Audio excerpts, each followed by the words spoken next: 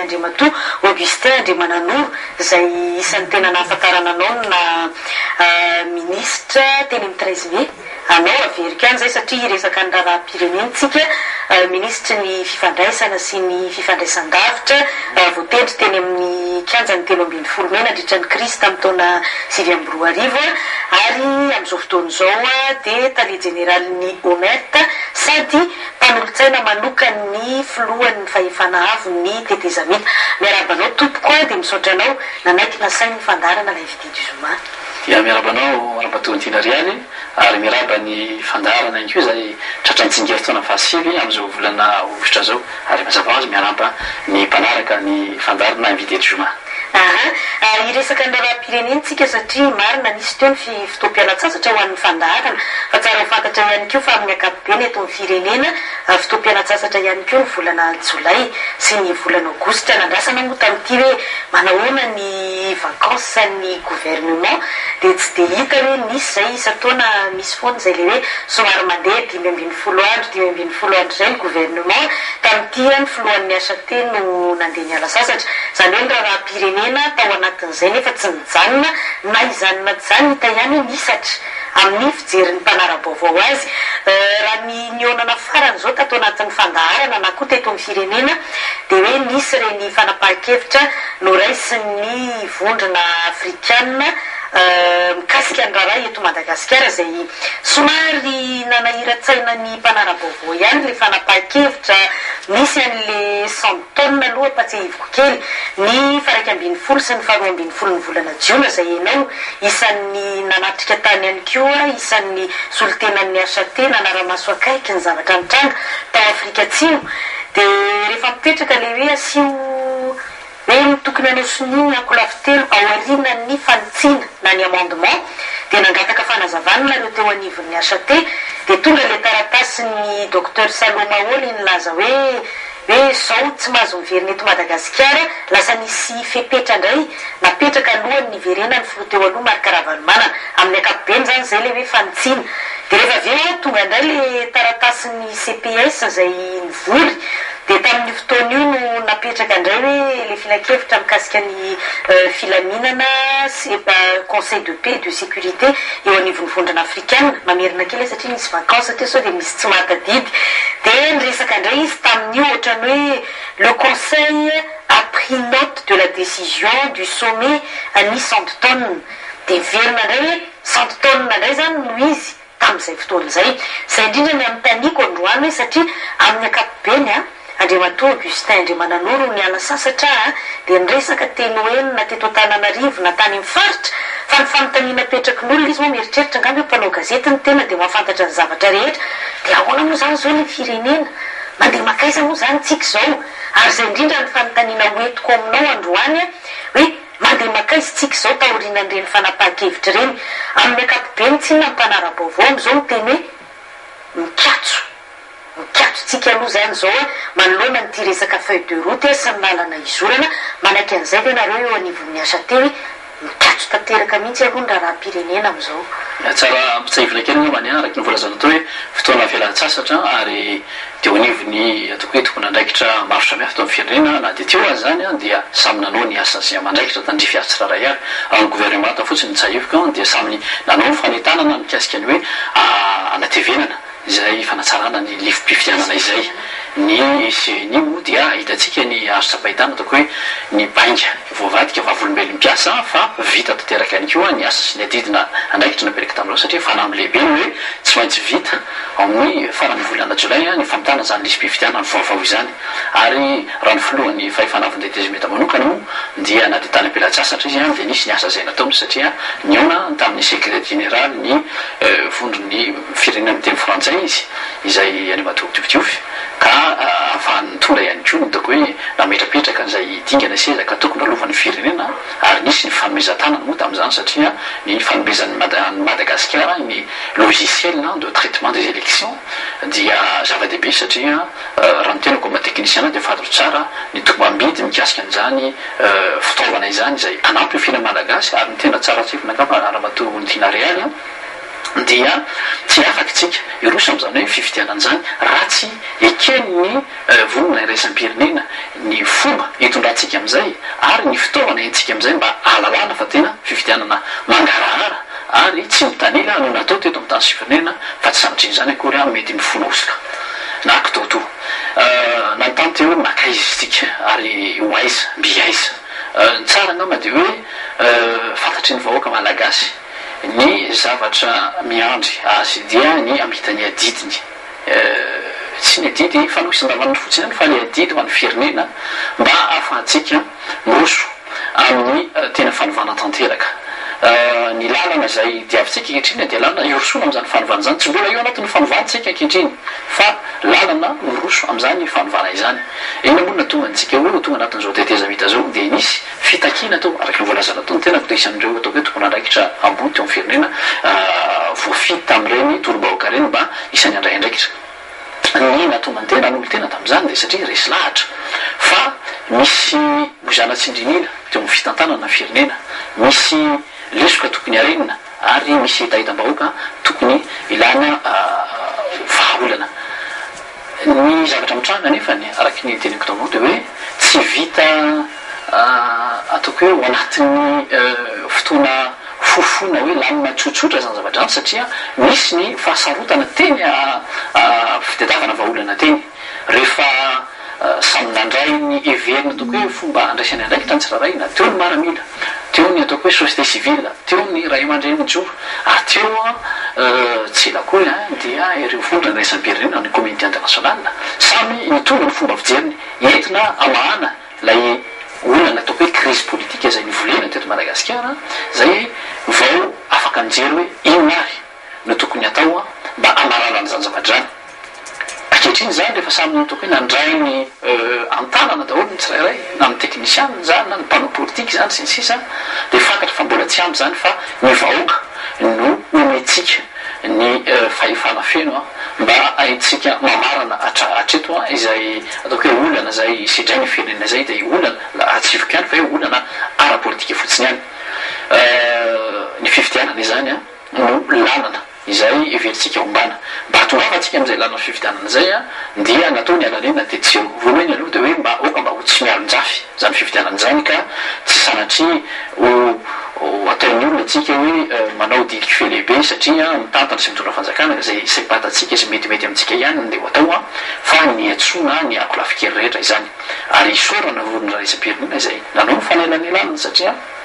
raha tsy tokotra zareo dia tsy nisy ny fanatonana teo am'ireo mpikatroka politika nafahatsika namita ireny fionana tany gaborona ireny ary ny fikevitra tam'izany moa dia nentina ihany ko teo samtona izay nakatoaviny tiako mazava mantsy zavatray ireo filopitantana eo amin'ny vovonana eo nivo ny sadeka ary tsy sadeka fotsiny any satria tafiditran'izay ihany koa ny vondrony firenena de tia tsinana ny Afrika na ny UESI sy ny faritra teo atao amin'ny faritry ny sadeka zany sy ny ACP. Ona rehefa mijery an'le fitsiketsehana nambaranao teo le hoe ny mpikambana atao amin'ny gouvernement ka nandritra ny volana jolaina na de everina hoe fotoam-pialatsasatra aza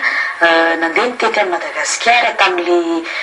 fanetanana isan-karazany amin'ny lisy-pifidianana rehefa mijery an'le etsika ataon'ny fitondram-panjakana de efa manomboka avelanareo any ve zany le feuille de route ty satria averiko eny fa ny fanapahan-kevitra farany fantatritsika zao de le navoaka ny CPS na ny Conseil de paix et de sécurité ny vondrona africaine tamin'ny volana jolay zay nilaza fa hoe ny fanapahan-kevitra no raisin'ny SADC tao Washington zany no eken'izy ireo de ohatrany manomboka teo tsy miresaka nyty tsony niasa ty tadito koa raha niazakazaka mihitsy ny mpanao gazety nakany Brickaville tamin'ny filohan'ny miasa tena andeha tany Brickaville de niandry déclaration ngeza be mikasika an'ity tsy miteny mihitsy izy raha ny tena marina raha tsy hoe niazakazahany mpanao gazety natao interview de efa ajanona ve ty fa miazakazaka any am'le fifidianana am'izay tsika zao satria moa tsy raha le fanapahan-kevitra eritreretina ho raisina am'izao azy be de be no mifanohatra am'le feuille de route ohatra hoe teneniko anao fotsiny hoe le miresaka tsika hoe anao ny fifidianana be ny tanàna tsy tany mihitsy ny tenen'ny feuille de route fa ny nambaran'ny feuille de route de hoe présidentielle sy législative fifidianana filoham-pirenena sy solombavam-bahoaka zao ndray tsika laza mivadika hoe be ny tanàna sy solombavam-bahoaka ohatra ihany koa le resaka daty ny fifidianana hatreto ny resaka mandeha le 3 novembre ny fanarahana tamin'ny conférence nationale ary napetraka any amin'ny feuille de route dia tsy manao fifidianana tsika amin'le fotoanany orana zany hoe miala tanteraka any amin'ny feuille de route motsy ve miasa te amin'izao fotoana izao ngapany tsy izay loatra angamba ny toko hoe fomba fijerijerentsika anazy satria raha ny tenako tany santonina dia niona tamin'ireo tompon'andraikitra tonioviny sadaika ary andriamatoa salomao zay secrétaire mpanatanteraka zany secrétaire exécutif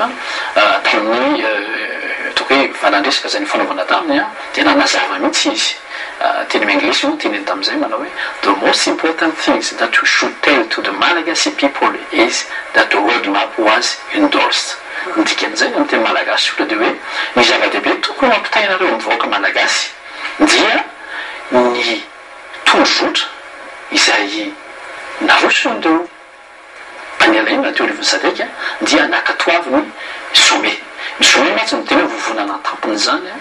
izay ataoko hoe afaka manamafy na mitsipaka izay fanabakevitra raisiny aty anivony reo latsika hoe secrétaire mpanatanteraka ny zava-dehibe zany ankehitriny dia hoe tany isan-taonina iny dia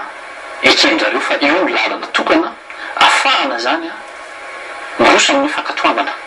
ho any Madagasikara amin'izay fenkevitra ho raisiny io kanefa ohatra hoe tokony isy kanefa tsy hoe kanefa ty Madagasikara itsika moa dia fiteny malagasy hoe ny alina tsy alina ty misy ny zavatra misy izay tsy azo hidivirana araky ny voalazanao teo hoe ny rotsakorana zay tsy ho elakory araky ny voalaza ihany ko hoe ny mandat ho an'ireo be ny tanàna izay mifarana amin'ity taona ity misy ihany koa ny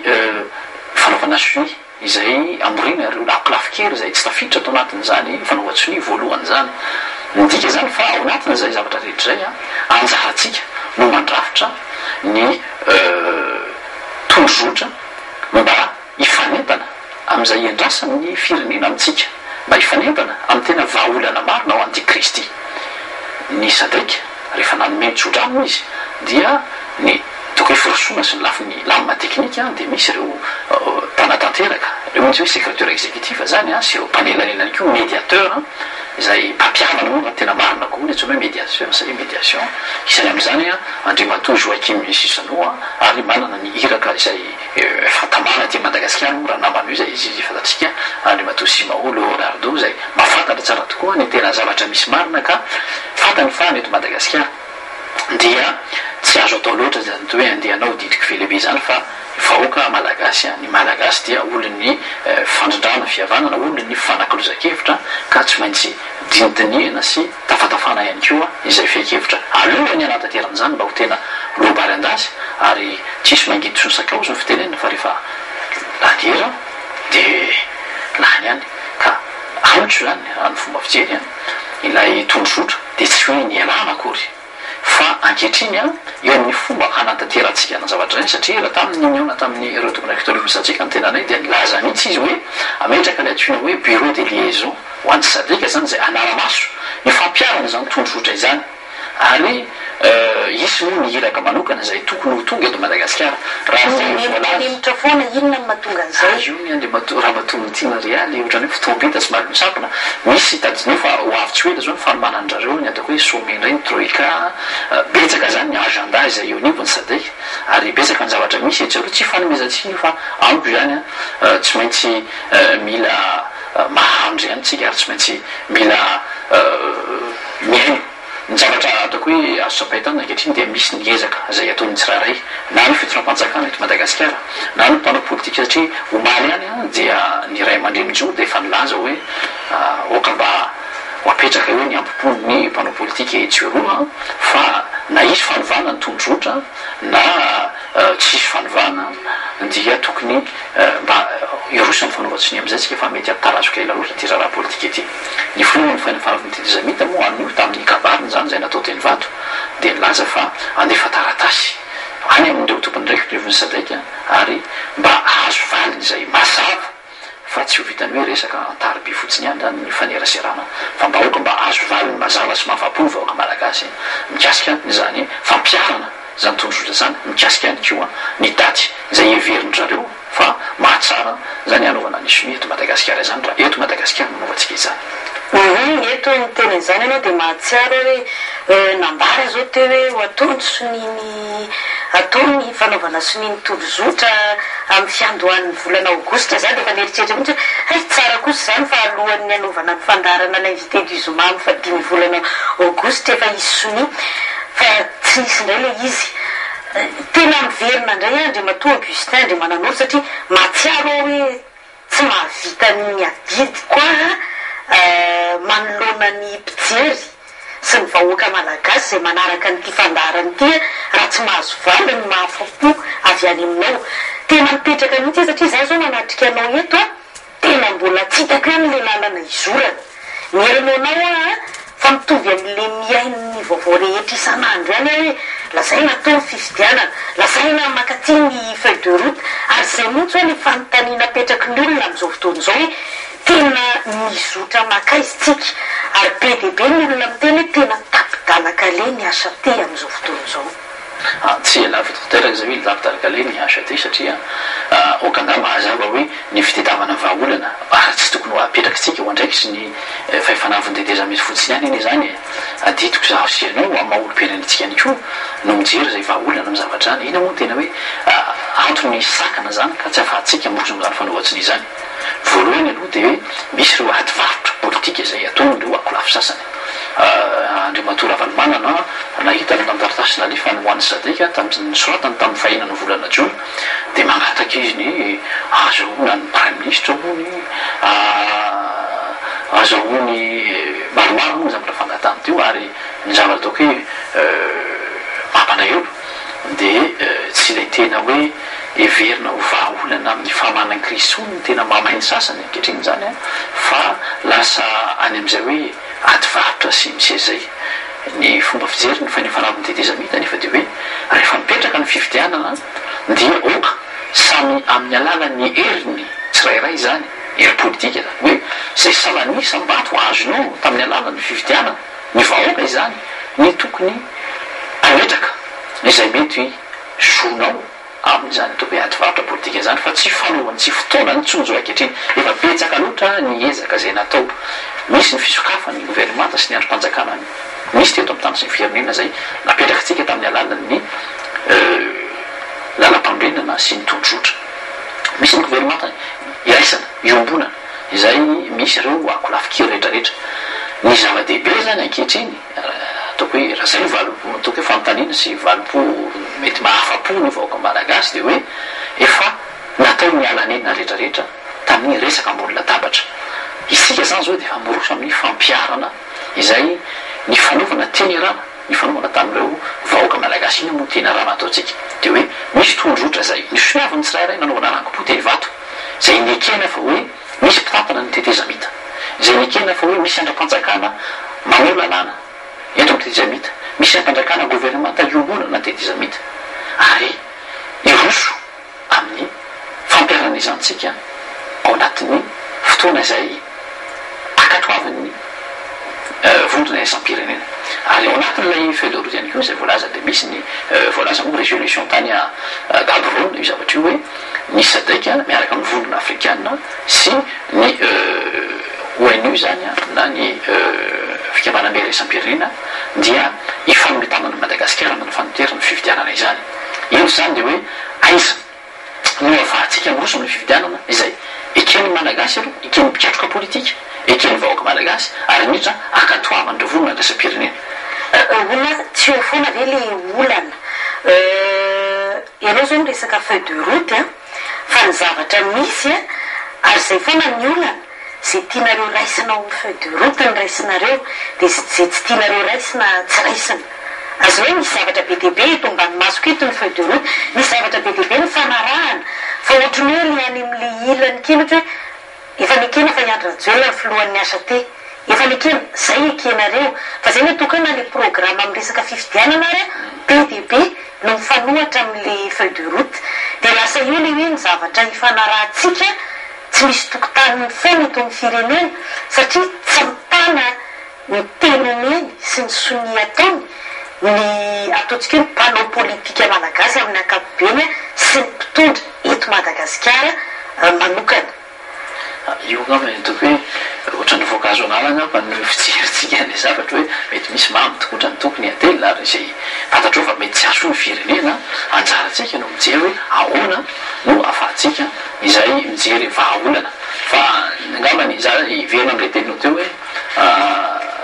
ny tena andrasan'ny vahoaka malagasy kehitriny de hoe aiza marina lalomba atsika kehitriny raha ny tokony izy dia ataoko hoe fa tafita eo amin'ny dikana zay tsy ahafahana miverondanana intsony zany tsika mifampianana zany vahaolana fiosona fividianana satria raha toko ka tsy navita ny andraikitra zay nangatana tamin'ny tokoa reo CNI zany zany hoe ireo lisy mpividianana mbola betsaka reo olona zay tsy tafiditra ato anatin'izany reo ataoko hoe ny fitaovana entina misahana zany fividianana zany ahafahana mampangarara mbola tsy tombana dia mety mandringa ihany zany firosotsika am'izay fividianana izany fa efa tongotsika feno zany ampio ny fepetra rehetrarehetra mba ahafahantsika mamarina teo ny crise satria tiako verenana hoe ao anatin'izao tetezamita zao ohatrany tamin'ny tetezamita zay nitranga fahaizay teo de misy lay sato am'y feny tetezamita raha tsy aivokely raha tantara no matontina tamin'ny raiky amby sivifolo sivanjato sy arivo dia nisy ny convention de panorama tamin'ny volana octobre angao an'izay raha tsy diso ako raiky amby telopolo octobre taona folo sivy sy roa arivo nano fividianantsika raha tsy diso taty amin'ny taona telo taona taty aorina naritra teo amin'ny roa taona sy tapany telo taona teo angambany ny tetezameta nefa ny any tsy de nisy loatra ny fandrirarana ataoko hoe fandroitana ny atseza politika tonga zavatra mitranga kehitriny satria tam'izany de tsaroko tsara fa nisy ny firosotsika tamin'ny famolavolana ny lampandrenana vaovao teo zany nafatsika nyrosy tamin'ny repoblika fahatelo ngambana tsy diso ako natao ny fionamem-pirenena ary tonga tamin'ny fividianana madio sy magnararytsika ary reo ny zavatra mitranga lany filoha ampirenena ny filoha zafialbera ary tsotoizako ny tantara tamin'ny taona sivy sy roa arivo ny zavatra ataoko hoe mahasamy hafa kely anazy dia rehefa nanao ny satria ny firamidavana zany tamin'ny raiky amby sivifolo taona raiky amby sivifolo sivanjato sy arivo dia nijanona teo ilay flo fa natao ohatra hoe flo ambonahitra zany ny prime ministre izay voatery ataoko hoe de consensus satria ny prime ministre tealoha topokola giolira zanamasy zay be tanàna Tanarivo tamin'izay fotoana am'izay no voatery ho prime ministre nitantana ny tetezamita zany hoe ilay cohabitation zany mipetraka teo ary nametraka ny flo amiral didiratsiraka rehefa namindra zay fanafana teo prime ministre zay ny zavatra mitranga tamin'ny taona sivy sy roa arivo dia ny filoha mahakaravanmanana dia izy no nametram-pialana izy ary namendra izany fahefana zany fahefana feno amin'ny directoire militaire ny maramila zany efa nanay zavatra zay dia raha ohatra ka raisitsika zany hoe mbola mitoy zany lay aina avy amin'ilay ataoko hoe lalampamrenana hoe filoha voafidim-bahoaka no nanome ity fahefana ity zany ary rehefa teo bela tany maramila izay mbola ataoko hoe tsy mivona tamin'izany zavatra zany de pakefitra hoe aoka mba ho ampitaitsika ty amin'ny filoha Andry Rajoelina zay filoha izay nitaky ilay tolom-bahoaka ho am'izay le fanovana izay io zany zavatra atsika mitantara ino ny zavatra mitranga rehefa nakatoavy ny fahefana avo ny momba ny lalampandrenana ilay famindram-pahefana zay de nisy ny création ny ordonnance zany ny création de la haute autorité de la transition izay marisy afa manify an'izay ianao de mariero kely fefa takitra ny efatra amby roapolo volana napetraky io ordonnance navoakan'ny HCCI fa nanaovanareo fanodikodirana nataony aratry ny lalàna de tsy diso mbola fa takitra le fepetra efatra amby roapolo volana fa ny zavatra mitranga oka hoazava aminao zany ny ainatsika zao ane tsy zay ordonnance zay intsony fa ny safidina lampandrenany tsika tamin'ny fito amby folo volana novambra izay lany tamin'ny salanisa dimy amby fitopolo isy nitapividiana zay lehibe voalohany ka mateto amin'ny tany sy firenena mihoatra ny roa amin'ny dimapolo isanjato ny firenena mitia zany fa misy légitimité ho an'le olona zay nandany iny lalam-pandrenana iny ary tao anatiny lalam-pandrenana dia mazava sy voafatra tsara le disposition transitoire hoe misy ny fitantarana ny antisemita zay miendrikendrika toy izao izay zany no mahatonga atsika osa am'ty la hoe tondro zay hitatana antezamita hitatana antezamita na rehefa atao anatin'ny republique efa efatra atsika de misy zay ka atao hoe entre parenthèse politique zany hoe misy ny tondrosotra zay entsika aloha ihampatana ny tetezamita zay mazavatra tokony hoazava amintsika ilay hoe ny tondrosotra dia manazava lay fiara-mitantana ho an'ny tetezamita fa tsy natao akory hoe hitatany republique efa efatra efa be lehibe ny adihevitra nataoko tamin'ny vahiny mikasika an'io ataoko hoe raha izaho manokana dia miantso azy hoe manœuvre nataonareo tao miasa te hanodikodinana ny lelalàna mba ilazana fa mbola ara-dalàna ny ijanonanareo ny fitondrana na dia efa mihoatra azy ny fipetra zay napetraky ny fitsarana avo mba nalam-panorenana zay nametraka hoe tokony ho efatra amby 20 volana tsara mifantatra fa efa 30 volantsika zao miditra amin'ny volana faha-30 ny tetezamita izay faharetana tsy napetraka tany ambolohany mihitsy ka zay le ataoko hoe io ohatra ny Andriamatora Valomanana zao tonga eo amin'ny fitondrana izy mandat roa ny tokony ho izy ny 5 taona dia aodikodiny eo indray ny lalam-panorenana dia lasa mandat 3 ny 5 taona dia ohatran'izay ihany koa ny anareo hoe tokony ho efatra amby 20 volana zay aloha zany zavatra tokony hoe apetraka na inona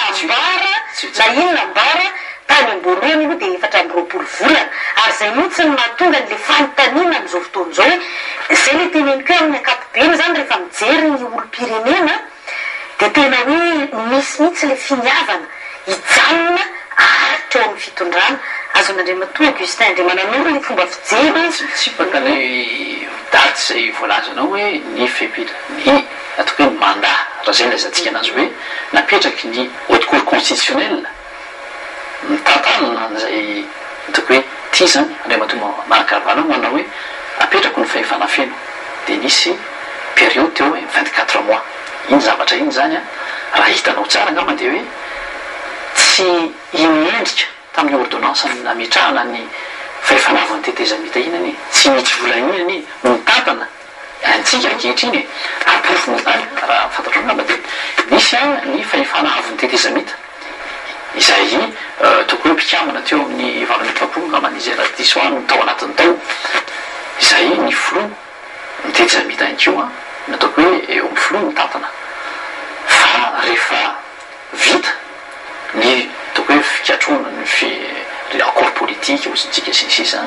dia niteraka reny toko hoe fifanarana hoe ahoana ary nitantanantsika ny tetezamita tapitra teo zany sy zavatra zay izy mandat de 24 mois zay fa efa andro fanjakana avao nisy zany ny parlement tetezamita le congrès ny tetezamita sy tetezamita ahoany iny fifanarana zay ny accord politique zay no nametraka azy teo zay voalaza tafity anatiny tondrosotra ihany keo zay zavatra izay iveriny eto Madagasikara hiditra amin'ny teto foana hotsika raha ny tena marina hatrany voalohany fa andeha eto Madagasikara tsika fa tiako iverenana kely vetivety le resaka feuille de route mialohany midirantsika tanteraka amin'le resaka fifidianana satria efa mifampokany any foana zany amin'izao fotoana izao ny resaka ataony asa-te mbola misy ve amin'izao fotoana izao ny fitsiketsehana ataonareo anivon'ny asa te zay ianao isan'ny tafiditra ao anatin'le mpanao fitsiketsehana any amin'ny sadek manao lobbyina mandamina ny rehetrarehetra any amin'izao tsika miteny izao mbola mandeha zay sa miverina amin'le fanontaniako foana iana dia teneninao aza hoe tsika efa ao anatin'ny fanatanterahana ny feuille de route zao zavatra lalana izorantsika zao ny zava-misy aloha dia samy mahay mamaky tenitsika ary ny atao anatin'ny nambaran'ny sadek sy nambaran'ny conseil de paix et sécurité an'ny union africaine dia mazava hoe le hoe fitondrana tetezamita iaraha-mitantana ny fiverenana Andriamatoa Manakarvana zay napetraka mazava ato sy ny sisa reny rehetrarehetra reny mametraka indray hoe mbola mandeha makany ve ny asa te miezaka mandamina ny mety any eken'ny sadek nareo ma tsy miteny ekeny iny marina ny teneninareo le hoe ny sadek dia efa ny entériné efa nanaiky an'le tondrozotra fa napetrany mazava le hoe asiana fanovana dia miverina any amin'izay fanontaniako zay ohatra ny miverina any amboloany foana satria mbola tsy mazava le izy hoe mbola mandeha manao négociation any nareo manao lobbying any sa efa atyany fifidianana tanteraka ianao tsy nanteny tany amboloany tsy afaka hanao fifidianana tsika ka hoe tsy ekeniny iraisam-pirenena satria efa hitanareo ny expérience tamin'ny référendum hoe natao le izy fa tsy nekena dia natao ihany fa falifaly nareo na 75% teto Madagasikara fa tsy nekeny tsy namany olana teto amin'ny firenena fa mbola niverina ny fampidinika ihany treto aloha raha mato am'ty tsy mbola nisy fanambarana ka mampivolana izy-pirenena mitsipaka ny référendum ary matoa izy tsika tonga amin'ity resaka feuille de route any dia mazava satria no zay hoe référendum zay nametraka ny disposition transitoire zany amin'ny constitution fa raha tonga hoe tsy nanaky ny référendum tsy nanaky ny lampandrenana zany nisy zayka dia niverina tany Maputo sy tany Addis Abeba tsika ary ny zavatra dinika tamin'ny Maputo sy Addis Abeba any tsy ny fiaraha-mitapana tohotro fahitatsika izao zany hoe ty efa misokatsika amin'ireo akorafokely maromaro fa mitany voalohany iny dia olona toko hoe mpitondra teo aloha zany hoe izy teo rahalahy zany zokonjoko hoe miara-mitapana amin'ny filohan'ny fahefanaminy detezamita zany izy eo ny fampizarana na ny amin'n'ivony fandraikitra amin'n'ivony gouvernemanta zany sy ny hafa ihany keo ankehitriny tsika rehefa nisy reny accord politique sy ny fanaovana ny soni ny tondrozotra dia nivato reny dia efa nisokatra maromaro misy vondrona politika maromaro valo farafahakeliny no efa tafiditra voakasika zany ana zany ary hitanao fa na gouvernemanta mimbonina ankehitriny aza tsy ny ankolafikely efatra izay fantatsika tany Maputo Addis Abeba tany Pretoria no anatin'ny zavatra ana fa misy vondrokely zay bezako anatiny eo raha tsy ilaza fotsiny misy ny miaraka amin'ny asina ny autre sensibilité misy ny représenter ny HPM sy tsy tokony zany tsika hijery hoe araky milaza natao hoe nitsopahan'ny vonona spiriny tsy mbola nisy fanambarana ny vondro ofisiel atreto aloha amin'tika zany fa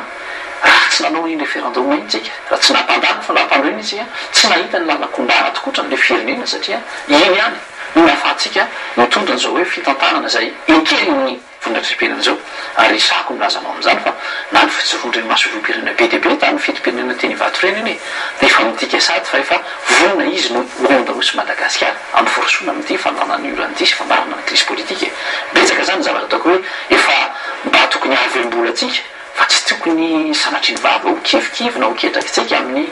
fanambolena etsy satria betsaka tokotrany ny olona zay manilona manitara ny tetezamita ty lasa tetezamitatra fa tsy ho tetezamita fotsiny ihany ka fitondrana no tena manana intérêt amin'izay fa tsy ny olona tsy eo amin'ny fitondrana tsy fantatra loha zay fomba fijerinao anazy fa raha ny fanirino ny besin'ny maro ankehitriny na mpitondra na ny vahoaka dia samy hijery rivotra politika vaovaotsika ka fanambolehibe ny miandro ny vahoaka malagasy zany hoe andeha hiaraka ifanometanana zany dia amadika ny pejy ny tantara satria ny afahana maka fahefana dia tsy ny fototsanon-dalambe na ny anaovana aty varotra mbolina dabatra fotsiny ihany fa oka mba hoe ny vahoaka amin'izay ny alotra an'izay fahefana zay araky ny safidiny miankina misalimisa zay mety ho azo ny tsiraray andronao anatin'ny fifidianana zany zavatra izany ary ny fanirina raha iza manokana aloha eto fa tsy hoe mitondra ny tenin'iza eto fa ny amatsy rehefa nitenin'olona dia tenenikely ny olona no miteny dia rehefa za ndray dia tenenikany fa raha za no mitendry izy hoe tena tsara mihitsy aloha ianareo rehetra eo amin'ny fitondrana ankehitriny naneo anivon'ny parlement io naneo anivon'ny fahefanam-panatanteraka io na koa reo mpanao politika rehetra izay nandray anjara tamin'ity crise ty tiako tenena hoe amin'ny famahana ny dinidinika sy rehetrarehetra aleo mba tena irotsaka ho candidat amin'ny fifidianana isanambaratongany mba tena aleo amin'izay ny vahoaka ny tsara an'le olona tsirairay niteny naneo hevitra nanao soni na tsy nety nanao soni tao anatin'izao crise ny ainan'ny firenena zao dia mba ho hitatsika kely tena ho tsapain'ny vahoaka marina vahoaka ny teny nakasitrahako ny nataonao na tsy nakasitrahako ny nataonao ary zay indrindra ny idiratsika any amin'ny resaka fifidianana iny moa zany hoe lalana izorany achaté amin'izao fotoana izao ary nefa rehefa jerena naneo anivon'ny achaté raha namaky gazety androany neo anivon'ny samy eo anivon'ny fitondrana moa zany hoe ataoko hoe achaté io dia misy ny tsy mitovy hevitra na amin'le fotoana izorana any amin'ny fifidianana misy zao reo le mpanao politika eo anivon'ny parlement niona tamin'ny filohan'ny achaté laza fa tsy mbola tokony atao ny fifidianana amin'ity taonty zany hoe na samy eo anatiny aza dia efa tsy mitovy ny hevitra inona ny mety ho lalana izolana io na tsy le olana azon'Andriamatoa Augustin Andriamananoro nametraka tsika ho feuille de route misy aloha zany ny feuille de route hoe akolafikery valo no nanao soni azy hatramin'izao fifatsiny feuille de route indray nefa zao no arahana fa zavatra hafa fa hoe miantso ny mpanao politika sy ny akolafikery indray aloha filohan'ny asa ty andinika inona foana ny dikany soni atao eto amin'ny firenena tsisy tanterahana dia izao indray tsika lasa any amina hevitra tsy mitovy indray na amin'le irosona ny fifidianana andresahako teo ka ny fidinihana iny tsy midika hoe fitsipahana an'izay solina atao hoe ny fidinihana dia nafahana mijery indrindraindrindra hoe inona no fomba fijery iombona ny tsirairay ka manatateraka zay fanaovatsony zay efa toko hoe engagement solennel ny zavatra ataonao zany io nke rahamatondrina na mpivady aza manao sonia io boky mpianakaviana io rehefa ataony mariage dia azavaina hoe manana ny didiny mpivady enao rahamato ny adidinao tokantrano toy zao ny article zao ranga zao ny adidinao sy ny sisa fa tsy ireo zany akory zany anatony tokantrano ny fanatona mpivady rehefa misy ataoko hoe mety fomba fijery tsy mitovy na amin'ny adidy fanaovana satria tsy voatery voafaritry ny lalàna za zavatra zany hoe ahoana ny fomba afahatsika ary toka hoe mahatsara sy mahasoa zavatra zay raha tonga hoe tombontsoa imbonan'ny firenena tokoa no jerentsika zavatra zay ka ny fanatonana amiko a tsy de midika akory hoe fitsipahana izay soni zay efa natao mitsiraray fa angamba ny fitediavana ny tena hoe hevitra ahafahana manaja izay ny fanaovana soni fanaovana izay zay dina efa ny fanekena zay ao zany raha misy ny fanatona vao miasa mahavelombolo ary zany fa tsy tokony kivikivitsika fa raha tena maro ndraky novoalazana atao dia ny fampanina tena apetrahan'ny vahoaka ny dia hoe miandro daty mazava ny vahoaka raha oviana dia averina any aminao le fanontaniana raha oviana misy ny tompona andraikitra sireo teknisiana zay ataoko hoe tokony hanambaran'izany fa tsy adidiko za mampanolo-tsaina ahoana ny hevitrao ny hevitrao satria fantatra amin'izay mampanolo-tsaina ny filohan'ny asa ty zay anao raha ka ny hevitra ianao dia manana hevitra amin'ny tena hoe raha za président dia zany mieritreritra hoe ataovy amin'ity taona ity io na ataovy amin'ny herintaona io na inona ny hevitrao raha ny hevitra aloha dia manamafy alay voalazany filoha tamin'ny antso avy natao tamin'ny voalohany volana janoary hoe tsy maintsy hanao fividianana itsika zany amin'ny fotoana angana zay mamety azy ngambany amin'ity tonoty io zavatra io raha sitrapon'Andriamanitra fomba fijery koa raha anao tsika araiky ny voalazanao hoe tonjotra hoe anao ny fidiana filoham-pirenena efa volana août tsika zao zany hoe misy ny lambamonina zay manana laza mazava fa tokony ametra-pialana enimpolo andro meloa izay tompon'andraikitra ka irotsaka ho fidiana am'izany ho filoham-panjakana filoham-pirenena izany zany hoe raha raisiko zany hoe ny filohan'ny fahefanaviny tetizamita raha irotsaka ho fidiana raha sitrapon'Andriamanitra zany dia midika amin'izany zany tokony volana septembre octobre no tokony anaovana ny novembre zany nefa anatin'rotsakora amindray tsika ka raha ohatra ka mety misy ny ataoko hoe deuxième tour dia tsy ho vitatsika ny fanaovana zany zavatra anao tsy mety zany raha ny fidianany filoham-pirenena no mety hoentsika tonana voalohany amin'ny zavatra ino zay lafiny hoe lafin'ny teknika izay raha ijery indray tsika hoe ny eo amin'ny fifidianana zany ireo vondrom-boaky tsy zava-efana ary voalohany amarina ohatra ny parlemanta dia ho ampiaritsika ny tondro satria fanao sonitsika zany hoe mbola tsy mipetraka akory ngamba zany zany hoe le androm-panjakana zay nehetretsika hoe mbola iombonina satria mety hiditra ohatra eo agrafy telo zay tsy voafaritra tany ambolohany dia efa sanatr'indrany ve hoe horavana sady indray midika zany amiko fa hoe ny tokony maromaritra tokony hoe mahamety anazy ngaminy dia hoe aloha ingaty fotony ny fifidianana asa mety any amin'ny toko hoe be ny tanàna angambany anomboantsika anazy da fokotany mihitsy azy satria amin'ny faran'ny taona dia efa tapitra ihany koa ireo mandany be ny tanàna zany ka farafaratsiny efa mba fantatra ihany koa zany ny ataoko hoe hery vaovao zay mety marimarky to hoe endrikendriky ny république efa efitra rehefa vitsy zay fividianana ny be tanàna izay eo ndray moa lafiny teknika dia tsy dirako iny satria misy ny olona zay misahana zany eo anivony ministère ny antany niovony gouvernement tany koa ty fiteniko andriamato Augustin Andriamananoro mety tsy aminao fa rehefa eto anatin'ny fandarana nareo zao miteny an'izay foana na ny filohan'ny asa teko ara farany teo mitenyn'io le hoe tapitra le mandany be ny tanàna zay zany zao no karazana argument entinareo anamarinana an'le hoe tokony atao le fifidianana be ny tanàna marina fa tapitra amin'ny volana desambra mioka tsy ho adinitsika fa hoditsika adino nefa matetika dia ny hoe ny fifidianana filoham-pirenena zay nitanterahantsika tamin'ny desambra 2021 zany hoe raha mbola teo ny filoha teo aloha marikaravalomana fizy moa efa niogana raha mbola teo izy dia tapitra amin'ny volana desambra 2021 sy 2022 ty ihany koa nefa ne tsy jerentsika zay nefa ne io olona io misy olona anankiray tsy voafidy mipetraka amin'ny toerana io efa ho 3 taona zao azonareo le hoe aoditsika foana le izy le raharam-pirenena hoe tokony ataontsika indray moa zao be ny tanàna fa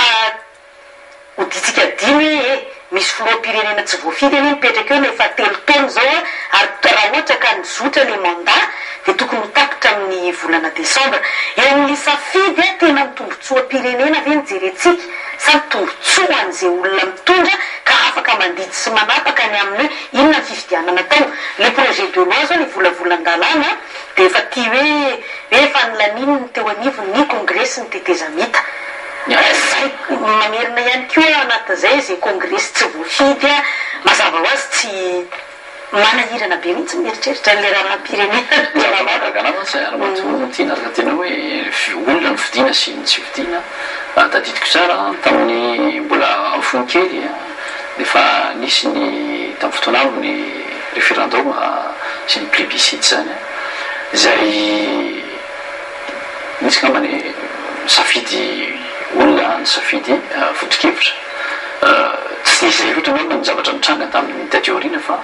rehefa nofiditsika lalampandrena zany ny vahoaka nondanzay lalampandrenana zay tamin'ny taona 10 dia voalaza mazava tao ihany koa zany ny fomba hitantanana ny tetezamita ka na voafidy olo na tsy voafidy olo efa vahoaka no nandany zay fomba hitantanana ny tetezamita manina raha tena ho atao zay manina tsy tonga dia apetraka mazava hoe ataovy ny fifidianana natsa andriamato Andry Rajoelina na atao hoe andriamato Andry Rajoelina ve ekenareo mitondrany zay le hoe mamitaka ny vahoaka andriamato Augustin Andriamananoro lazainareo fa ty constitution ty laniny dia rehefa ve rehefa laniny le vahoaka le constitution de izy nareo dikan'izay manaiky anareo fa i Andry Rajoelina no mitondra ny tetezamita zay le hoe mamitaka ny vahoaka foantsika fa maninona manao an'izany foana tsy hoe mamitaka vahoaka ianao no manambara manao hoe izay olona mitata ny tetezamita zay voalaza fa tsy voafidy tiako fantatra aminao hoe ny lalam-pandrenana izay fidim-bahoaka no nilaza zay zavatra izay zany tsy manao hoe izy no fidin'ny vahoaka fa atsao aloha le safidim-bahoaka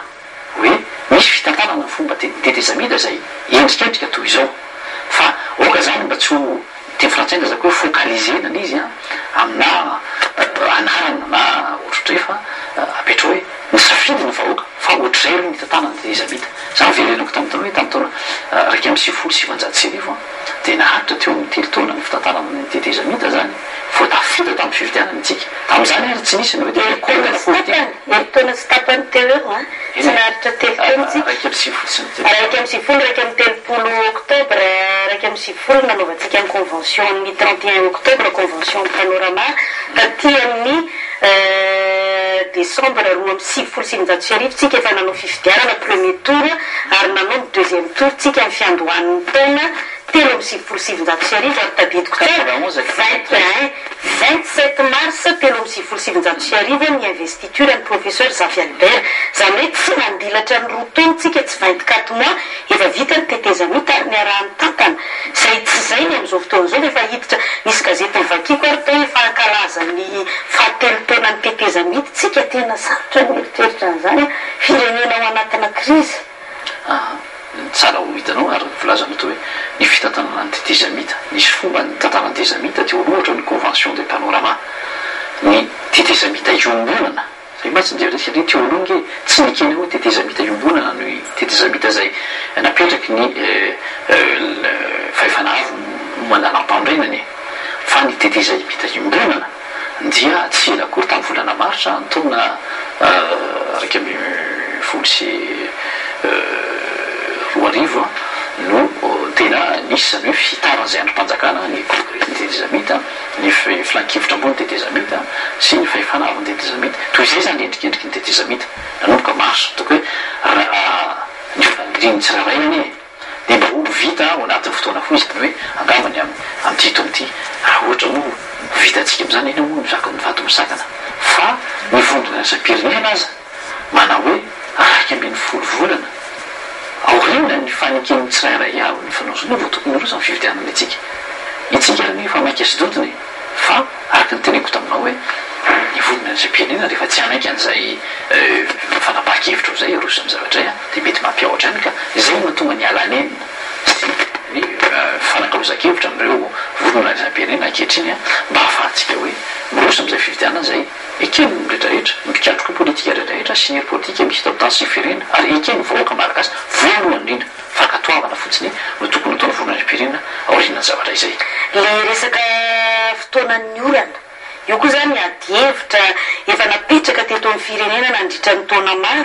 ary voalaza ny mpanao fanadiadiana fa isan'ny mahatonga olana eto amin'ny firenena amin'ny resaka voka-pifidianana le hoe atao amin'ny fotoanan'ny orana dia zay eo amin'ny fitondrana ihany no mahazo vahana satria afaka mampiasa ny fitaovam-panjakana na dia lazaina raha fa hoe voalaza fa tsy ampiasaina fa ampiasaina ihany io ny inona moa ny reny inona moa ny sapa-pianarana any amin'ny ambanivohitra isan-karazany reny sy ny resaka dokotera any ambanivohitra sy ny sisa ampiasaina atao fitaovana anao ny pression sy ny rehetrarehetra eo ny fananana moyen raha fahafantarako azy aloha amin'izao fotoana zao rehefa manao déplacement ny filohan'ny tetezamita ataontsika miteny veny hoe rarement mandeha fiarakodia fa tsy maintsy na mandeha hélicoptera manokana na mandeha jet privé na ohatran'izay zany hoe manana an'izay tombon'izay foana ny olona eo amin'ny fitondrana noho ny tsy eo amin'ny fitondrana zay le adievitra eto amin'ny firenena hatramin'izay amin'izao fotoana zao nefa raha anao fifidianantsika ny titontya tsy maintsy ilatsaka ao anatin'izay fotoanan'ny oran'izay satria misy le 90 andro raha tsy diso a etsona ny mpifidy anaovana ny zany hoe raha manisy tsika raha na manomboka eto fotsiny efa milatsaka ny volana oktobra tsika vao afaka manao ny novembre vao afaka manao ny fifidianana raha isaina le telo volana angambany tsisoko angambany fomba fijery fotoa izy elo ny fitondrana dia manana tombon-dany raha tamin'ny fotoana andro taloha zany dia mety mitombona zay fomba fijery zay fa ankehitriny anie dia malaza tsara fa le tompona andraikitra ambony eo amin'ny firenena raha erotsy avao finy dia miala izy zany efa tsy eo amin'ny fitondrana izy zany fa mitovy mikatroka rehetrarehetra misy zany le tsika hoe égalité des chances pour les candidats ary voalaza koa ankehitriny tsy azo atao mampiasa zany fitaovam-panjakana zany amina zay voalaza foana hatramin'izay ary natsara n'izy zavatra zany na tamin'ny fividianana tamin'ny zavatra mitranga tamin'ny lalam-pandrenena teo fotsiny mijerevako naovako jery todika kely fa tiako ambara angambany araky nyvolazana teo hoe voalohany ny be isy zany tena hoe fifananana madiso mangarara zany angambana fividianana am'izao ankehitriny zao satria misy la ataontsika hoe bulletin unique zany raha teo amin'ny fitondrana teo aloha zay manana ny tombony lehibe tokoa satria tsy anana zany hery ireo mpifanandrina aminy anaparitaka manerana ny nosy ny ataoko hoe bulletin zay afahana mifidy anazy manatombondany zany mazava ho azy ataka nyvolazana tao zay mitantana ankehitriny tsy zay ny zavatra misy ny ty fitondrana tetezamety iny voalohany sa ampiatra zany ataoko hoe bulletin unique izany zany hoe manaiky sady izy fa mitovy amin'ny zay toka égalité des chances mitovy ny teny frantsay moa izy teo fa amin'ny teny malagasy hoe mitovy ny mety ahafahany zany mifanandrina ny hery mifanandrina amin'ireo mpifanina aminy voalohany zany zavatra zany ary ho ampiaritsika zany zavatra zany zay ataoko hoe zava-dehibe izy zany zavatra zany ary fanaovana zaraka teo hoe tsy mbola nisy angamba hatramin'izay ka hoe mpitondra fanjakana za hoe tsy fantatra teo aloha tamin'ny andron'ny amiral deratsiraka na iny hoe niala hony izy dia mirotsaka ao candidat na tamin'ny androny Andriamato Marikaravanimana fa ny zavatra mitranga ankehitriny dia hoe izay mpitondra fanjakana rehefa irotsaka ho mpanandrona ao anatin'ny fividianana dia tsy maintsy mametra-pialana impolo andro meloa raha ny fantatra aloha zany lany tsy nisy fanovana ny volavolan-dalàna izay natolotry ny gouvernement nalefa teny amin'ny congrès ny tetezamita nazarana tsy zany aza misy ny feo avy amin'ireo mpanao politika amin'izao fotoan'izao izay mitsipaka n'ity volavolan-dalàna ity satria hoe tsara ho fantatry ny olona aloha satria ny olona koa nge amin'ny ankapobeny misaviritaka ihany ao anatin'izy raha nresaka ianao tena bulletin unique tena lasa unique dia unique tokoa mantsy izy ity raha ny tena marina satria raha ny voalazan'le volavolan-dalàna zany zao dia hoe hofidiana indray miaraka ny ben'ny tanàna ny mpanolotsaina communale ny mpanolotsaina paritra ary ny chef de région ary bulletin anankiray ihany io zany hoe zay mahazo betsaka manina moa zay mahazo be ny tanàna BDB no mahazo ny chef de région raha tsy diso a afaka azavainao bebe kokoa nga mba mipijery le izy ahafantaran'ny olona izy ary zay zavatra zay no tsy eken'ny mpanao politika sasatsasany eo anivon'ny ACT amin'izao fotoan'izao efa zay napetraky ny gouvernement efa nisany mba nanesaka nataony fanafanatezamita tamin'ny fahatongavany teny tamin'ny alatsinainy tamin'ny mpanao gazety hoe mba tsy ampahan'ireo ifidianana ny vato ireo toko hoe ben'ny tanàna zay lany no nanaovana azy hoe indray andro izay mana candidat ka manana ben'ny tanàna betsaka amin'le faritra no tokony azo ny lehibe ny faritra ary raha tena marina ny fiarah-miasany no isy amin'ny ben'ny tanàna sy ny lehibe ny faritra tsy tokony hoe sanatry ny vava hoe mpifanandrina indray zany ka mety toko vato misakana amin'ny fiazakazana amin'ny fampivelarana ny diako azavaiko kely zay hoe fampivelarana zay satria resaka foantsika hoe fampandrosoana fa manao dika teny ohatrany hoe somary tsy de tena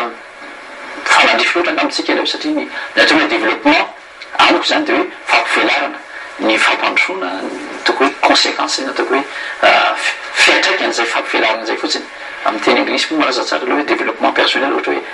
capabilities zany hoe ny fampivelarana ny maha-olombelona aloha zany zava-lehibe ohatra zay ko toe-karena ohatra zay ko nivon'ny firenena tsy maintsy mandeha am'le fampivelarana tsirairay ka ny faritra zany raha hoe itonga ny tena fampandrosoana ny faritsika dia tokony misy ny fivelarana ny lafiny ara-toe-karena na amin'ny commune na amin'ny fomba fitantanana toko hoe fanjakana tsarantantana rehefa matotra sy matoy izay zavatra zay dia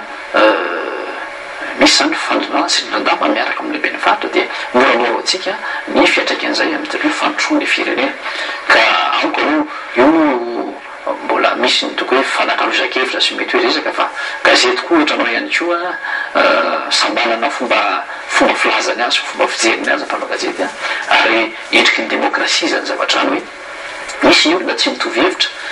na dia toy izao aza mety fanapa-kevitra ndrampanjakana efa afaka milaza sady izy ankehitriny fa tsy mitovy endraka zany efa asobaitana efa sombitsombo lay zavatra fanovana endrasandrasatsika zay zavatra hoe malalaka koa ny fanao-kevitra ny zaray anjaratsika rehefa avy eo ny mahita hoe tokony izay tokoa ny satria fa mbesy maro loka anapaka sy andidy zay zavatra zay fanapahany be sy ny maro zay indrindra ndre mato Augustin Andriamananoro ny tiako ametrahana sady amaranako an'ity resaka ty fa iresaka zavatra hafa kelytsika satria akoatran'izay mampanolo-tsaina ny manokany filohan'ny ACT anao zay mantsy a dia miandraikitra manana andraikitra hafa ihany koa ianao ary mitana andraikitra hafa teo aloha ka misy ny fanontaniana avy any mpijery zay mahakasika an'izay fa ny tiako apetraka amin'le hoe ny hevitra ny be sy ny maro nanao valandresaka ny ray aman-dreny mijoro dia niresaka izy le hoe avoay le calendrier ny datin'ny fifidianana fa indrindraindrindra ihany koa tena resaka mandeha amin'izao fotoan'izao tany am-boalohany nirahirainareo le resaka fiaonam-be-pirenena hoe io ny zava-dehibe ka nihevitry ny vahoakany io raisitsika io e ankehitriny na ny zavatra rehetrarehetra avoaka ny lalàna ny code électoral ohatra ny adiny tanteraka natao fitaovana fotsiny le conférence nationale nilazana fa nihevitry ny vahoaka azahoana légitimité amin'izay action atao fa ny zavatra mitranga ankehitriny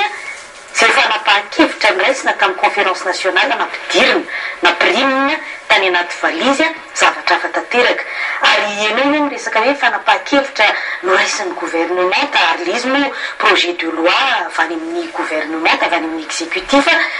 tsy any mihitsy ary zay mahatonga le feo miakatra amin'izao fotoana zao satria ny zavatra miarahana anapaka tsy izy tsony miverina foana amin'le hoe mpitondry tsy nomeny ny vahoaka manda amin'izao fotoana zao no manapaka mandray fanapahan-kevitra ho an'ny firenena satria izy no mitondra no miazarana zavatra be deabe teto amin'ny firenena azonao ny tiako atongavana raha lazaina ary fa solitenany vahoaka ny tany amin'ny conférence nationale na maninona tsy reny fanapahan-kevitra reny ny ampiarina ankehitriny fa ny gouvernement taindray no manapaka ny zavatra rehetra eto amin'ny firenena tsara maritsiko mama dia hoe niainga avy any amin'ny vahoakany ny sosikevitra voalohany ary marona voalazana atao hoe ny fiona am-pirenena dia nafahatsika tokoa naka ny hevitry fotony ireo vahoaka satria tsy mpikatro politika fotsiny any tao fa betsaka ny ataoko hoe fikambanana maro samihafa zay mitondra fampandrosoana eto amin'ny tany sy ny firenena zay mitondra ny heviny tao zay iverina ho amin'ny mety hoe fampandrosoana raha mitresika ny lampividianana manokana le tsika dia misy ny ataoko hoe volavolana lalàna zay mety lalaina vitao anatiny conférence nationale fa rehefa mipetraka ny gouvernement izay irahana amin'ny salama ireo teknisiana zay fa manana mitraika efa mikasika an'izany no dia zareo no mety mandrafitra izany ho endrika lalàna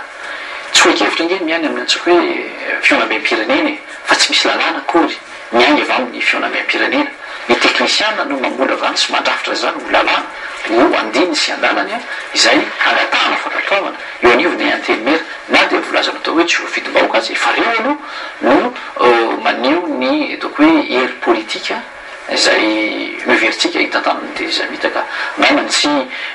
anjarako ary tsy aditsika sy anao ny itsikera ny asa zay ataondra ola zay ataoko hoe mifanometana na hitavana ikatsana vahola no mahasoanty firenena ity zay le iverenako foana ngamba le teniko te zara ny faniriko ary mino fa mety mba misy any olona na ovitsy azy mety mitovy hevitra amiko dia ny hoe na iza na izy reo eo amin'ny fitondrana rehetra reo na ao amin'ny parlement izy na ao amin'ny gouvernement izy na izana izy ary tsy ny eo amin'ny fitondrana ihany fa reo rehetra zay isan'iny fampidinika tato anatin'ity krizy ity ka isan'ny nanakana ny fanaovan-tsoniana tsy nety nanao soniana nanana ny heviny teto amin'ny firenena aleo mba hirotsaka ho fidiana avokoa na izy na izy na ho be ny tanàny io na ho chef de région io na ho député io na ho filoham-pirenena aleo mba ho tsara iny vahoaka fa ny vahoaka ny nijery nandritran'izay roa taona sy tapan'izay ary nahita ary tena maika mihitsy ny amin'ny hoe anome ny heviny amin'izay ny aminy nataony ny mpanao politika rehetra nambarako teo Andriamatoa Augustin Andriamananoro sady amaranantsika azo resadresaka zao efa raisana sy ny fifandraisan-davitra ianao teo aloha tamin'ny fiandohany ty fitondrana teteza mity ity dia misy ny fanontaniana avy any amin'ny mpijery zay masitsika ihany ato nefa tsy maintsy mba apetrako ihany dia miatefany aminao izy hoe efa roa taona lasy zay ozy izy misy ny life zay azo atao hoe 4e opérateur eto Madagasikara fa maninona ka io dossier io satria anao isan'ny nafantatra momba ny dossier io ary amin'izao fotoana zao ianao eo anivon'ny omerte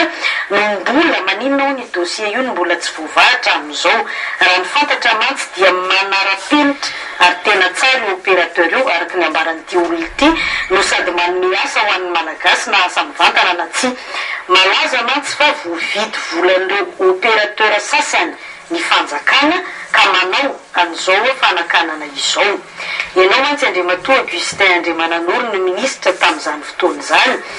ary mbola ianao indray zao ny DG an'ny omerte ka misy tsy mazava ao ambadiky ny io blocage atao amin'ny life io mety efa any aminao ny fanontaniana zavatra mahatsikaiky moa antena marona na iza koa za mba tia metra-panontaniana amin'ilay olona nametraka fanontaniana hoe ino no risan'ny blocage raha mandeha anao dia mahita zay tanàna eto Antananarivo mahita koa dia misy ny dokam-barotra maro samihafa na amin'ireny botika kely magazay na amin'ireny hoe panneau zay famparitiana lehibe reny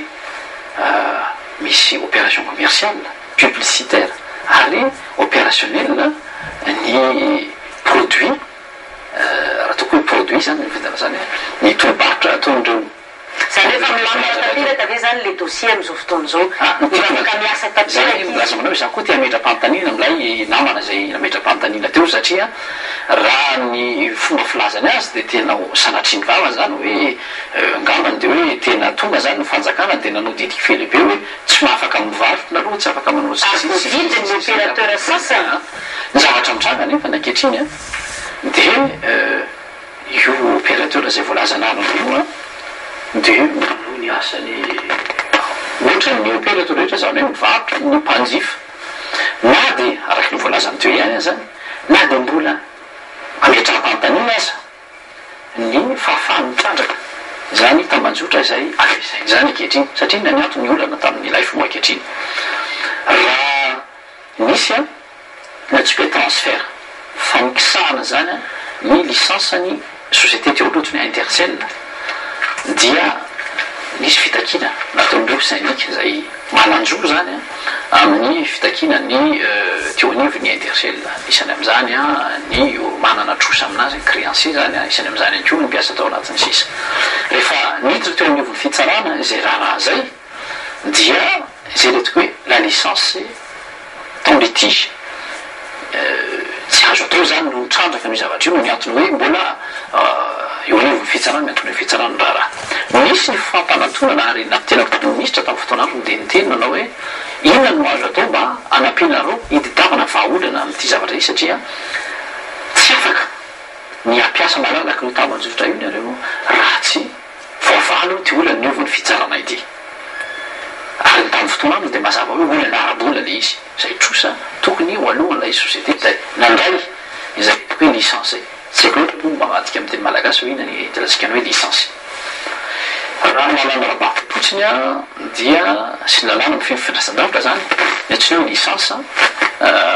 dia mampatrimoto anazy a bien personnel ary tsy azo afindra izy io fa raha hitantsika indramany misy teto zay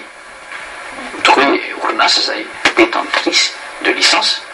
dia rehefa iovanarany izy na miova ny mpandray anazy a dia raisiny tanteraka manontolo ilay orinasa sy ny mpiasa tao aminy a dia manovandray izy raisitsika tamin'ny androny madakoenina zay lasa zaina ny zaina lasa rtl sy nisy asinsisa fa ny zavatra mitranga tamin'ny life zay marky ny madamobile dia nisy natiny hoe transfert de licence zay contesté satria milalàna dia tsy namahitra zay hoe transfert de licence zay azo atao ny raha mandray zany hoe dans la totalité ma hoe patrimoine société azy hoe passifa sy ny actif an'le société zany de hoe raha ndraisiny zany la totalité le société hoe novidiny le société dia azo ny atao tokoa mitrandraka zy zavatra izay tsy vitany hoe natao le transfert zany a fa mbola misy any koa zavatra sy nazavatra satria tsy nandaovana vola izy io tamin'ny fanjakana fa ny renouvellement no nandaovany vola pour 10 ans rehefa tany olana moty zany de fa nisy olana be debe teo ny zavatra io raha ohatra ko ny voavaha fotsy amin'ny lafiny hoe arabolana izy a dia zavatra nahagaga dia ireo société zay tokony anto zavatra zany a dia miezaka foana zany a ny alapala tsy nandosany zavatra zany ankehitriny efa ataoko hoe efa voatery izy a dia mamety olo-barotra hoe ando vola fa tsy zay zavatra tsy otakiny fa hitaky licence vaovao andray izy akeotriny zany hoe lasa miasarotra foana izy fa ny raha zay miatony niveau tribunal mbola miandrasantsika valiny misy raha ao nivony conseil d'état ary misy ihany koa ny raha ao nivony fitsarana rahabarotra mikasika ny société licence ny madame mobile na ny life télécom ankehitriny zany zay ao nivony omerta dia miezaka mba mitady zay maromarotsiraisana zany mifampifantonana reo olona mifananonareo nefa moa io ataoko hoe tsy de tompony tena hoe vaolana ray manontolo no tena fa miakina amin'ny tsiraray any ko fahavonona ny tsiraray fa ny famahana olana zany ny zavatra mitranga hitanao ankehitriny matolo ina milaza ny société life fa tena sahirana tokoa satria fa tiantoka isam-bolana ho anazy ny fampiasana ny tambajotra io eto madagasikara ka mila fréquence vaovao izy afahany mifaninana anao mpifanandrinaminy zay zavatra iny fa hitanao tsara fa ny teo niveau gouvernement hoe tsy tokony ianao ny appel d'offre na attribution licence vaovao sisisika anata zao tetezavita zao satria angalo mpandeha de long terme zany zavatra any ary misy koa nytoromarque zay mazava tsara mikasika ny hoe tokony voavalo eo nivony fitsarana ity olana ony life ty vao mandray fanapaha-kevitra i tompony andraikitra na ny mystère zany na ny onivony omerte na ny office malgache de régulation d'études de télécommunication ka iny satria tena fisakana no nataon'ny fitondram-panjakana dia angambany tsy ho tonga amin'ny ataoko hoe opération commerciale koa no life fa mba misy ny fandeferana araka ny volazana tao hoe mba misy any malagasy zay mety mba miasa sy mivelo anatin'izany tambatrotra zany mety misy ihany koa ngamba berina fa hoe mety ovova olona io satria mba mety hanana zotopo le olona zay voakasika zany olona zany amahazany olona zany dia atreto aloha dia mbola na de teo zany zavatra etrany toko hoe fanampiana raha azo lazaina hoe fanampiana mba tsy ho vaty misakana zany de milaza nisy fozatela fa aniditrano satria efa tsy maharaka tsony zany re baheura mpamatsy volana zareo zany amin'io fa tsy antoka zay ananandrareo eto Madagasikara tadidro tsara fa nitobay olodina izay manana ny mpiara-monina antoka amindrareo ankehitriny isan'ny mpamatsy volandrareo atapitrisany maro milazay ny fahafaty antoka isam-bolany ary mety manano sarotra ho andrareo ny andro ny asa zany eny aorina satria raha tena taratasy voaraiko aloha de hoe tamin'ny 15 volana Jolay dia efa tokony nikatona zany ny life noho ny hoe fahasairana arabola zay iatrehany raha tsy hoe ny fanjakana ngany mety hanampy arabola anazy na mety haiko hoe fahafahana manokana njaiko hoe afakaba ve sy zavatra hitra ataoko hoe fandraisana mesure zany d'accompagnement am'izany zavatra zany fa hatreto aloha de za tsy afaka miteny aminao fa tsy de alefa tia ny fanjakana sy ny omerte ndrehatra fa tokony mba hijery tena ihany ko sazalany zay ka ny mangararaka ma ny tena tsy misy amin'izy io ary zay mahatonga na hoe raha za manokana de efa mieritreritra mihitsy hoe adievitra anankiray mihitsy natao efa miezaka miditra am'izany koa moa ny TvPlus Madagasikara am'izao ohatra ny natao tamin'ny fandarana l'invité du Zoma farany hoe olona maromaro mihitsy no atsona de ohatran'izay ihany koa ty resaka télécommunication eto Madagasikara ty tsara sina adievitra anankiray mihitsy izy ty satria be de be na ny fitarainana voaray anay mikasika raha maro manodidina azy io de mba tsy isina hoe feon-dakiloso tokana de tsara mihitsy ataontsika hoe olona avy misehatra maromaro no miadievitra mikasika azy io ary ho tanterahany TvPlus Madagasikara atoato zay raha vonina hifanandrina am'izay adievitra zay ianao ny anandry eny ngambany mba ty tena fanararotana kely atao anatin'ny fandarana ialana tsiny amin'ny mpijery fa eto ny tompona andraikitra de mampita any aminao sady mampita any amin'ireo télévision sy radio raha vavy am'le tsy fanarahan-dalàna TvPlus Madagasikara manokana sy ny Radio Plus de miezaka mihitsy manara-dalàna am'izay fipetra rehetra apetraka amin'ny lafiny teknika am'izany hoe resaka radio sy télé zany ny hafa nefa tsy manaraka an'izany ary tsika zay manaraka ny TvPlus tatoato nama de mahita n'le misy ohatran'ny sary be de be ao ambadika ohatry mampatsiaro Andriamananto Augustin Andriamananoro tamin'ireny crise reny tadidinao le misy manao brouillage ny télé sy ny radio tamin'izany za rehefa mitady ho tonga am'izany mihitsy le zavatra mitranga am'izao fotoana zao ary mitaraina mihitsy ny mpijery sy ny mpanaraka ny TvPlus sy ny Radio Plus satria misy ireo télévision raha vavy zay tsy mametraka ny antsotsika hoe filtre ny technicien no mamalana an'izany eny amin'ny émetteurany lasa matanjaka be ny émetteurany nefa mibalady ny sary ary manitsaka ny eran'ny tanàna na radio zany na télé mba tena manao antso aminao satria efa nalefa tany amin'ny omerte mihitsy ny taratasy fitaraina na mikasika azy zany ataoko mivantana eto le izy mba miatefa any amin'ny tompona andraikitra isatsokajiny sy any amin'ny télé fa ngamba tsy famono no atao eto fa mba samy anaja ny lalàna io ny sorana ny TvPlus sy ny Radio Plus amin'ireo fanarahan-dalàna sy fanajana zay maridrefo nomena azy zay fa raha tena marina tokotrany de betsaka ny toko hoe fitezana tokony mbola ho ataotsika am'ireo matiany amin'ny ivony any amanjery ary nisy ny ezaka zay fa natao tamin'ny ministry ny serasera teo ary mitoy zany ankehitriny satria eo anivony CSA ny tena koa de isan'ny mpiandraikitra sy mitantana koa rehefa CSA de nanao zay le antsoina hoe opération d'assainissement de paysage audiovisuel ary mandeha ny équipe technique any omerte manerana ny Madagasikara manao zany asa zany tsy oela koa zay angamba ny voandro vitsivitsy nidina tany Tamatave zay satria nahazo fitarainana tamin'ny sekina satria voatsindrany koa ny maridrefy sy nonjapeo ampiasainy aviation civile zava-doza zany satria efa zavatra antrano zany teto ivato ary soa ihany fa mba teo zany ny équipe zay nanainy andraikiny ary vetivety voavahany olana zavatra zany satria tadio fa tamitomondozana amin'ny fiainan'ireo fiaramanidina zay mivezivezy eto amintsika animba zavatra be zany zavatra zany raha sanatriny zany ka mety misy loza voatera zavatra zany tafiditra Madagasikara hoe journaliste satria raha hoe vola commercial tsy haiko air France na corsaire io zavatra io misy 300-500 passager hidiny Madagasikara nefany a lasa pilotage avy io satria tapoka ny fifandraisana ny tour de contrôle sy ny cabine de pilotage noho ny hoe mahadrefy zay tsy voahaja noho ny sasan'izay manao ny ataony zay ataoko hoe tsy conscient ny danger tsy mahatsiaro tena mihitsy hoe mety ho zava-dozany filalovako an'ity zavatra ity ary eto koa dia manao atsoavy manaro rotra araka ny dinazao hoe eto amin'ny TvPlus betsaka ireo olona zay manaraka ny fandarany invité de Zoma hoe ny antsoina hoe fréquence dia tafiditra io anatina hoe patrimoine de la nation tsy tena hoe patrimoine de l'État patrimoine de la nation mitovy an'io andramena io any ko ça fait partie des ressources rares et limitées ary saro-piaro amin'ny fanajanan'izany zavatra zany ny omerte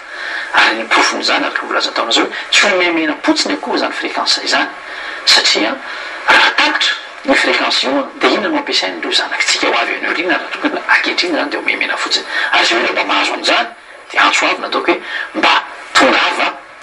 mifanometana amin'ny omerte amin'ny fanajana zany zavatra zany satria mety tsy opozina fa mety hiakina amin'ny hoe aina ny filalovana sy tsy fanajana zany fréquence sy ny mahadrefo omena ho ampiasainao zany ka responsabilité be zany zavatra zany gestion de ressources de la nation ka firamiasa no angatana amintsika ary fanetana no atao eto any ko satria zay tsy ho tonga ny hoe sanatriny zany rehefa mahita zareo hoe reny omerte de tony hoe père fouettard fa mba ho père Noël mba hitondra gâteau sy fatimamy ngambany mba fahitany olona mba ho tsikitsiky nandraisan'ny olona hoe reto ny ekipany omerte afaka anampianay amin'ny toromaky mba hanajana zany lalana izany ia isaorantsika be dehibe andriamatoa Augustin Andriamananoro tsy hoe tany amin'ny resaka politika ihany fa toantsika fa tsy maintsy mampiresaka an'izay resaka teknika kely zay indrindra zay mba etaeta avy ety amin'ny TvPlus zay tsy maintsy mba napitaiko kely dia misaotra anao be dehibe tompoko nanaiky nasain'ny fandarana l'invité du Zoma tamin'ity androany ity